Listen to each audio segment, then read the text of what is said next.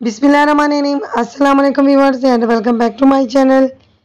मेरे तमाम व्यूअर्स को ईद कुर्बान की बहुत मुबारकबाद हो।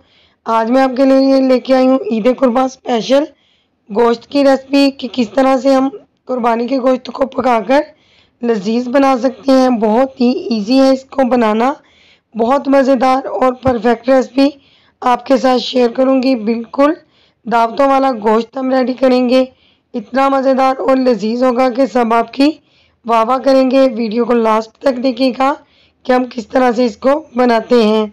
यहाँ पर हमारे पास बकरे का गोश्त है, यानी कि मटन है, आप बीफ भी ले सकते हैं। 2 किलो के करीब गोश्त था, मैंने इसको बड़ी कढ़ाई में शिफ्ट कर दिया है। एक बिल्कुल छोटा सा प्याज मैंने इसके अंदर ऐड किया है। इसके बाद हम इसके अंदर पिसे हुए 2 अदद मीडियम साइज़ के टमाटर ऐड करेंगे। बहुत कम मसाले जाते हैं कुर्बानी की गोश्त के अंदर, तो आप इसे नोट कर लें। अदरक और लहसुन का पेस्ट है, तकरीबन 2 स्पून है ये भरकर। इसके बाद बहुत माइनर से मसाले मैं इसके अंदर ऐड करूँगी। आधा चम्मच यहाँ पर मेरे पास सुर्ख मिर्चें और हल्दी का पाउडर है, आधा चम्मच ही नमक है, बाद में और डालेंगे।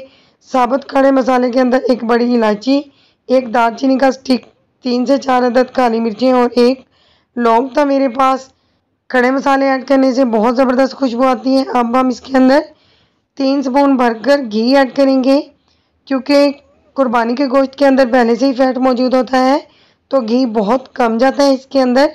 स्मेल ख़त्म करने के लिए मैंने सिर्फ 3 चम्मच घी ऐड किया है।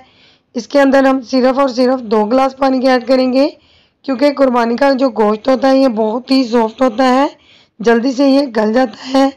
पानी ने इस तरह से पकना शुरू कर दिया है, हमने फ्लेम को हाई रखा है, तो हम इसे कवर करके फ्लेम को मीडियम कर देंगे तकरीबन आधे घंटे के लिए। आधे घंटे के बाद हम इसे चेक करेंगे तो काफ़ी सारा पानी ड्राई हो चुका है। इस स्टेज पर अब आपने देखना है कि अगर आपका गोश्त जो है वो बिल्कुल नरम हो चुका है, तो आप फ्लेम को हाई करें और इसको भूनना शुरू कर दें। अगर आपका गोश्त अभी खड़ा खड़ा सा नज़र आ रहा है, तो आप इसे मज़ीद 15 मिनट के लिए लो फ्लेम पर ढक दें। हमने जो गोश्त रखा था वो बिल्कुल अच्छे तरीके से गल चुका है, तो अब हम इसकी बुनाई शुरू करेंगे।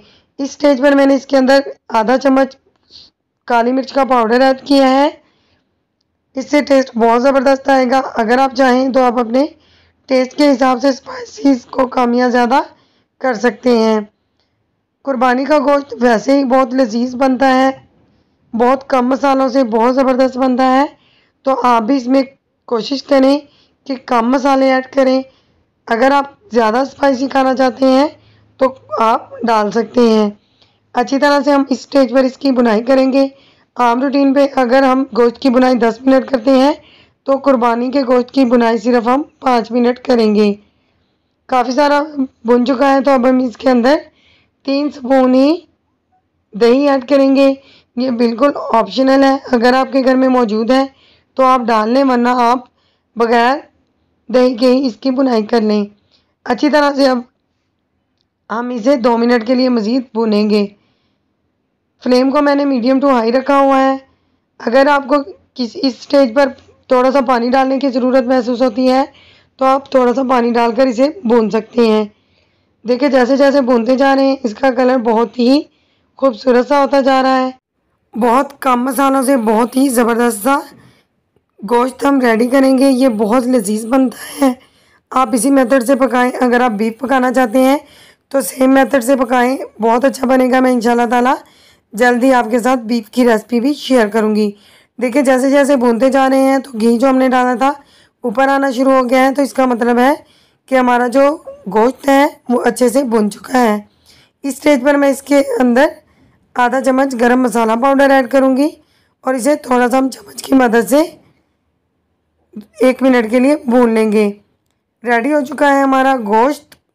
स्पेशल कुर्बानी का गोश्त था, तो भुन चुका है। अब हम इसे किसी प्लेट में निकाल लेंगे। देखिए कितना माशाल्लाह से ज़बरदस्त बना है। नमकीन गोश्त आप इसे कह सकते हैं, कढ़ाई गोश्त कह सकते हैं।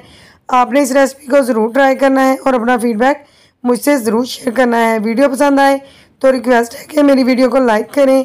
चैनल पर नए हैं तो मेरे चैनल को सब्सक्राइब करें। साथ दिए गए बेल आइकन को ज़रूर प्रेस करें ताकि मेरी अच्छी अच्छी वीडियोस का नोटिफिकेशन आपको मिलता रहे। मिलते हैं इंशाल्लाह ताला अच्छी सी वीडियो के साथ। Thanks for watching. अल्लाह हाफिज़।